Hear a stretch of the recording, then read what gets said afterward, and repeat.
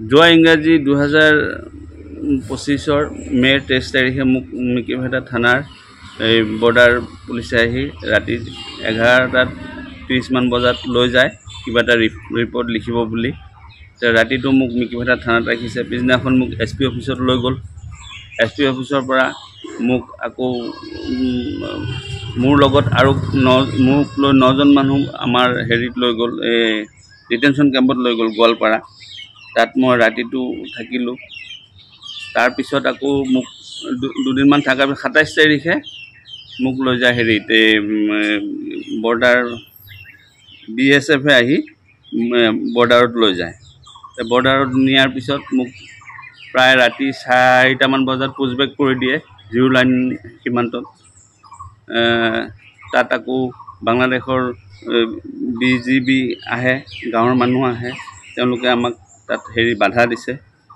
তেওঁলোকে আমাক লৈ আহিছে, কিমান জিৰ' লাইনত লৈ আহিছে। অনাৰ পিছত গোটেই দিনটো ৰ'দতে আছোঁ। ৰ'দত থকাৰ পিছত গধূলাৰ আগে আগে তেওঁলোকে আকৌ বাংলাদেশলৈ লৈ গ'ল, তেওঁলোকৰ কেম্পত লৈ গ'ল। ৰাতিটো আছোঁ।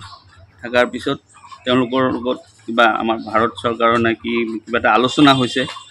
আলোচনাত ইয়াৰ আগত মোৰ মিছেছে হেৰি কৰিছে, যেতিয়া মোক লৈ গ'ল গম পালে, বৰ্ডাৰ পাৰ কৰাই দিলে গম পালে, তেওঁ কি কৰিলে, আমাৰ গোচৰ মহামান্য উচ্চতম ন্যায়ালয়ত চলি আছে।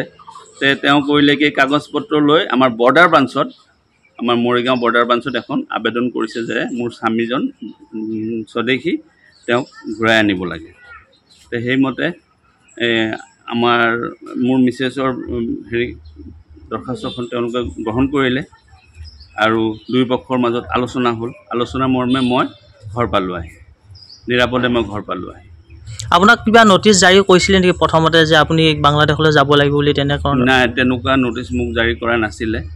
কিন্তু 2016ত আমাৰ এটা আছিলে, তেতিয়া